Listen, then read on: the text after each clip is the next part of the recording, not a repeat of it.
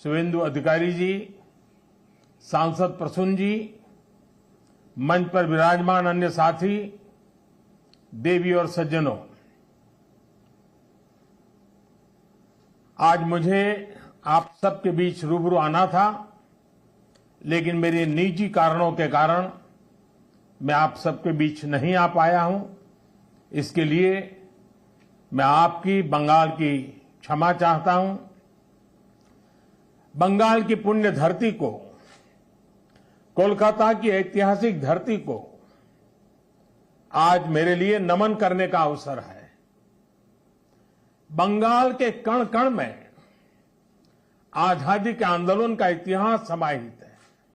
1943 उस दिन ही नेताजी सुभाष ने अंडमान में तिरंगा फहराकर भारत की ये अपने गांव में स्टेशनरी बिजनेस शुरू करके हर महीने 2 लाख कमा रहे हैं। आपके गांव में भी ये करना है तो फ्रीडम ऐप को अभी डाउनलोड कीजिए। आजादी का बिगुल फूंका था। इस घटना के 75 वर्ष होने पर साल 2018 में मैं अंडमान गया था।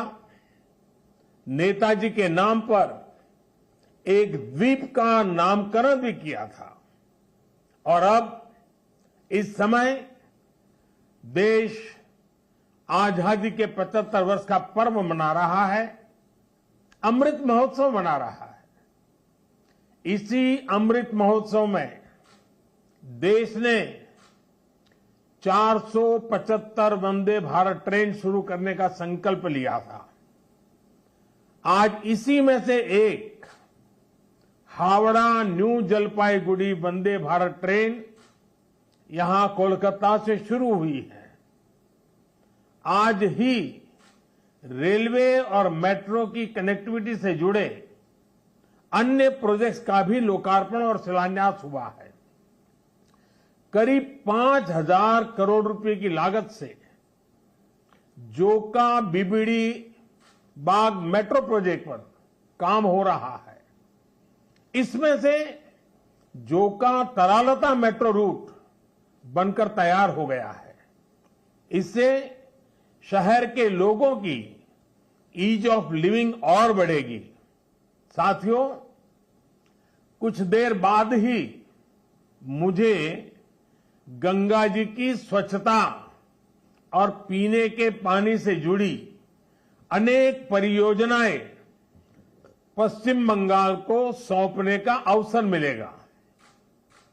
नमामि गंगे मिशन के तहत पश्चिम बंगाल में सीवरेज के 25 से ज्यादा प्रोजेक्ट्स को मंजूरी दी गई है। इनमें से 11 प्रोजेक्ट पहले ही पूरे हो चुके हैं और 7 प्रोजेक्ट आज पूरे हो रहे हैं। आज 1,500 करोड़ की लागत से 5 नई परियोजनाओं पर काम भी शुरू हो रहा है। इसमें जो प्रमुख है वो है आदि गंगा नदी का पुनरुद्धार।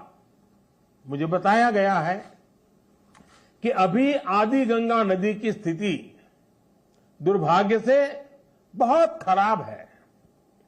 इसमें जो कूड़ा कचरा गिरता है, सीवर का गंदा पानी गिरता है, उसकी सफाई के लिए 600 करोड़ रुपए से अधिक का आधुनिक इंफ्रास्ट्रक्चर तैयार किया जा रहा है।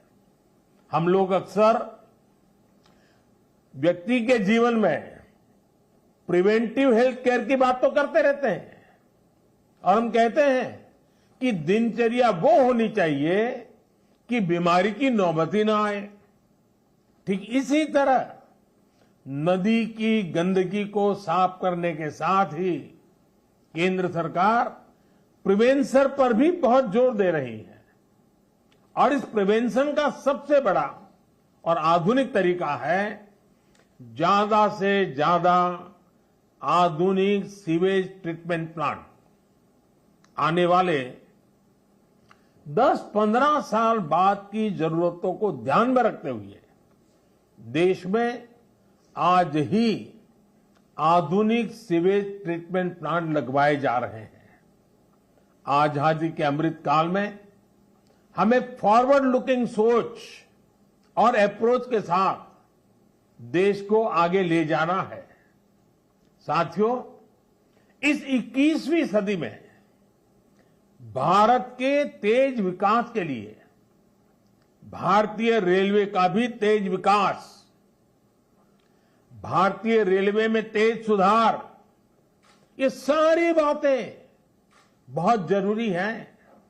इसलिए आज केंद्र सरकार भारतीय रेलवे को आधुनिक बनाने के लिए, रेलवे इंफ्रास्ट्रक्चर को आधुनिक बनाने के लिए रिकॉर्ड इन्वेस्टमेंट कर रही है। आज भारत में भारतीय रेलवे के कायाकल्प का राष्ट्रव्यापी अभियान चल रहा है। आज वंदे भारत, तेजस, हमसफर जैसी आधुनिक ट्रेनें देश में बन रही हैं। आज विस्टाडोम कोचेज रेल यात्रियों को नए अनुभव करा रहे हैं। आज सुरक्षित आधुनिक कोचेज की संख्या में रिकॉर्ड वृद्धि हो रही है। आज रेलवे स्टेशन को भी एयरपोर्ट की तरह विकसित किया जा रहा है। न्यू जलपाईगुड़ी स्टेशन भी इसी लिस्ट में शामिल है। आज रेलवे लाइनों का दोहरीकरण, रेलवे लाइनों का बिजलीकरण जिस रफ्तार से हो रहा है वो पहले कभी नहीं हुआ। देश में जो ईस्टर्न और वेस्टर्न डेडिकेटेड फ्रेट कॉरिडोर बन रहे हैं वो लॉजिस्टिक्स सेक्टर में क्रांतिकारी बदलाव लाने वाले हैं। सुरक्षा हो, स्वच्छता हो, सामर्थ्य हो, सामंजस्य हो, समय की पाबंदी हो, सहूलियत हो, भारतीय रेलवे आज एक नई पहचान बनाने की हम सबकी कोशिश रंग ला रही है। बीते 8 वर्षों में भारतीय रेलवे ने आधुनिकता की नींव पर काम किया है। अब आने वाले 8 वर्ष में हम भारतीय रेलवे को आधुनिकता की नई यात्रा पर निकलते हुए देखेंगे। भारत जैसे युवा देश के लिए भारतीय रेल भी युवा अवतार लेने जा रहा है और इसमें निश्चित तौर पर 475 से ज्यादा वंदे भारत ट्रेनों की बड़ी भूमिका होगी। साथियों, आजादी के बाद के 7 दशकों में 20,000 रूट किलोमीटर रेल लाइन का बिजलीकरण हुआ। वहीं 2014 में हमारी सरकार बनने के बाद बीते 7-8 वर्षों में ही 32,000 रूट किलोमीटर से ज्यादा रेल लाइन का बिजलीकरण हो चुका है। ये है देश के काम करने की रफ्तार, रेलवे के आधुनिकीकरण की रफ्तार। और इस रफ्तार को तेज करने के लिए अब भारत में दुनिया के सबसे शक्तिशाली बिजली के रेल इंजनों का भी तेजी से निर्माण हो रहा है। साथियों, आज के भारत की स्पीड और स्केल का एक और प्रमाण हमारा मेट्रो रेल सिस्टम है। कोलकाता के लोग जानते हैं कि दशकों से मेट्रो रेल पब्लिक ट्रांसपोर्ट का कितना बेहतरीन माध्यम रही है। 2014 से पहले तक देश में कुल मेट्रो नेटवर्क 250 किलोमीटर से भी कम था और इसमें भी सबसे बड़ी हिस्सेदारी दिल्ली एनसीआर की ही थी। केंद्र सरकार ने इस स्थिति को भी बदलता हुआ है, उसको बदलने का पूरा प्रयास किया है और बहुत तेजी से बदला है। बीते 8 वर्षों में हमने मेट्रो का 2 दर्जन से अधिक शहरों तक विस्तार किया है। आज देश के अलग अलग शहरों में लगभग 800 किलोमीटर ट्रैक पर मेट्रो चल रही है। 1000 किलोमीटर के नए मेट्रो रूट पर तेजी से काम चल रहा है। जोका बीबीडी मार्ग मेट्रो परियोजना इसी संकल्प का हिस्सा है।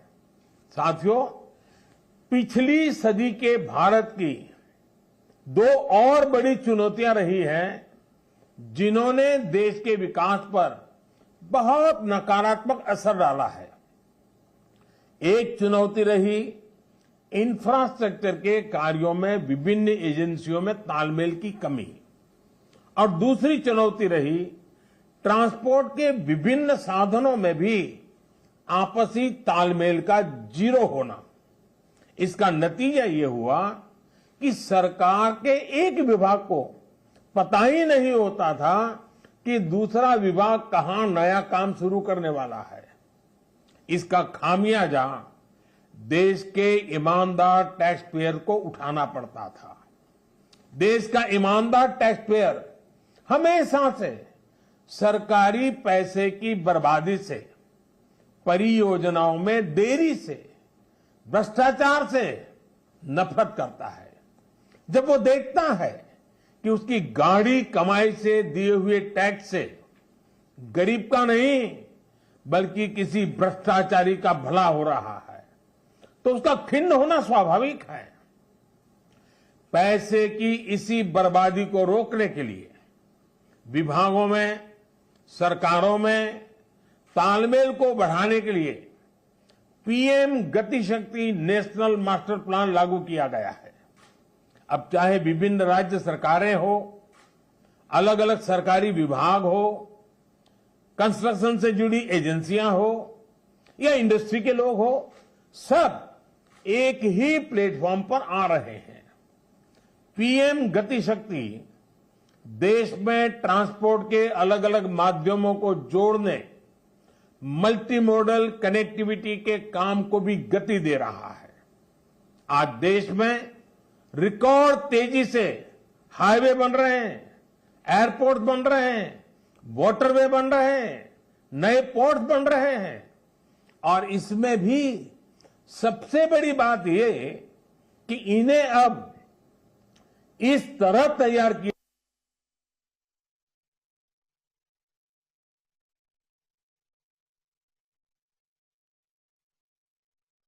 हाईवे बेहतर तरीके से रेलवे स्टेशनों से कनेक्ट हो, रेलवे स्टेशन एयरपोर्ट से कनेक्टिविटी हो, लोगों को ट्रांसपोर्टेशन के दौरान सीमलेस कनेक्टिविटी भी मिले।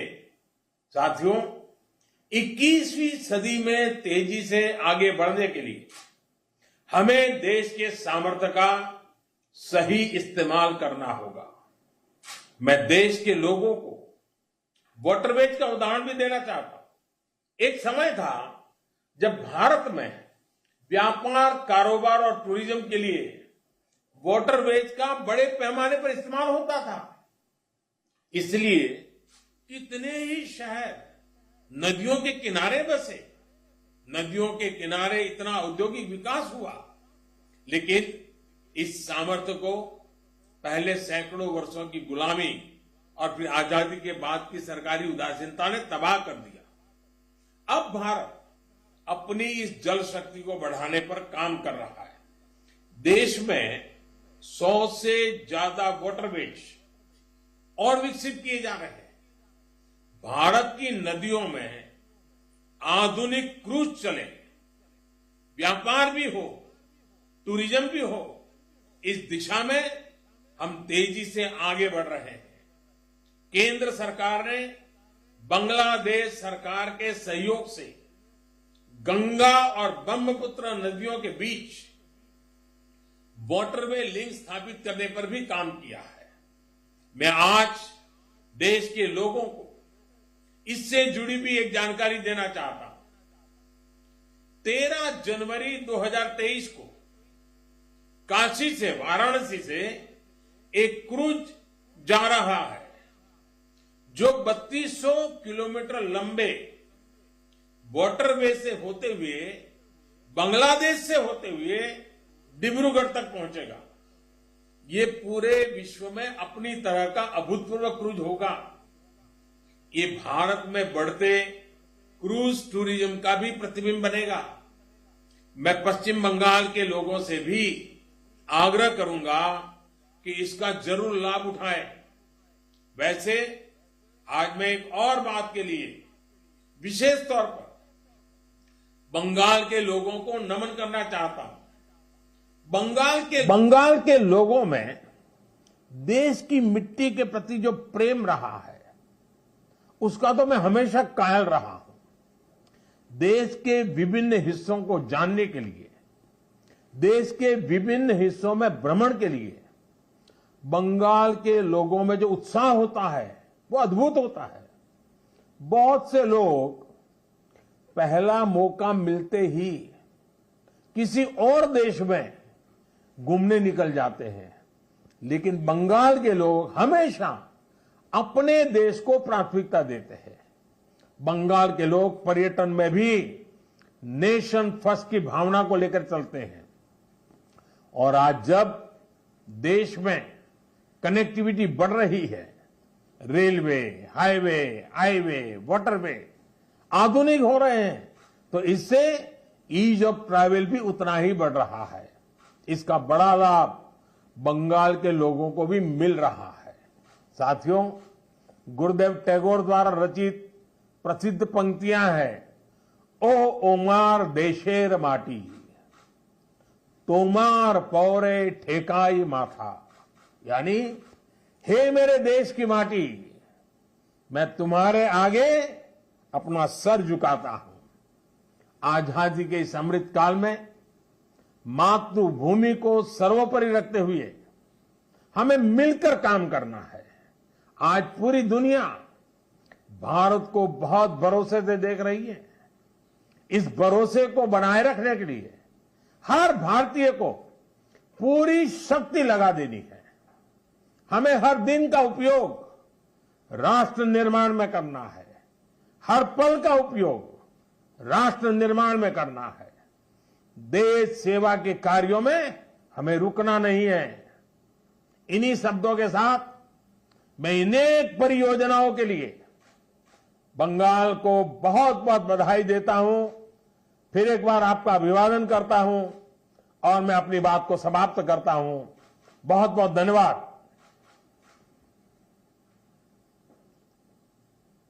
मिस्टर मोदी का संबोधन आप सुन रहे थे, जहां एक तरफ योजनाओं को लेकर उन्होंने बहुत विस्तार से यहां पर बात की, परियोजनाओं की बात की, हरी झंडी दिखाई। दूसरी तरफ यहां प्रधानमंत्री को जब आप बोलते हुए सुन रहे थे, अपने आप में ये वो बेटा जिसने अपनी मां को खो दिया, लेकिन कर्तव्य पथ पर फिर भी आगे बढ़ते हुए प्रधानमंत्री नरेंद्र मोदी। जी न्यूज़ पर हमने आपको सुबह से ये स्पेशल ब्रॉडकास्ट दिखाया जिसमें प्रधानमंत्री ने अपनी माताजी के अर्थी को कंधा दिया, उनके अंतिम संस्कार में शामिल हुए और उसके बाद जो राष्ट्र के प्रति उनकी जिम्मेदारी है, जो उनका दायित्व है, उसे निभाते हुए प्रधानमंत्री मोदी की ये तस्वीर, ताज़ा तस्वीर, सबसे लेटेस्ट तस्वीर आप अपने स्क्रीन पर देख पा रहे हैं। प्राइम मिनिस्टर को बंगाल जाना था, लेकिन उनकी माताजी के देहांत की वजह से वो जा नहीं पाए, लेकिन उन्होंने अपना कार्यक्रम स्थगित नहीं किया और इसके लिए उन्होंने माफ़ी भी मांगी कि बंगाल नहीं आने पर मैं क्षमा चाहता हूं और सभी जानते हैं निजी कारणों की वजह से आपके बीच में नहीं आ सका हूं, ये प्रधानमंत्री मोदी द्वारा कहा गया।